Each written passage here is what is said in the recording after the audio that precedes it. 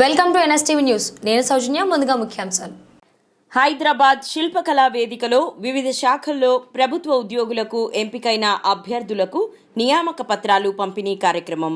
ముఖ్య అతిథిగా హాజరైన ముఖ్యమంత్రి రేవంత్ రెడ్డి, హాజరైన మంత్రులు పొంగులేటి శ్రీనివాసరెడ్డి, పొన్నం ప్రభాకర్, తుమ్మల నాగేశ్వరరావు, సీతక్క, కోమటిరెడ్డి వెంకటరెడ్డి, కొండా సురేఖ, ప్రభుత్వ సలహాదారులు వేం నరేందర్ రెడ్డి, కె కేశవరావు, రైతు కమిషన్ చైర్మన్ కోదండరెడ్డి, ఎమ్మెల్యేలు, ఎమ్మెల్సీలు, కార్పొరేషన్ చైర్మన్లు, ప్రభుత్వ ప్రధాన కార్యదర్శి శాంతికుమారి, ఇతర ఉన్నతాధికారులు పాల్గొన్నారు.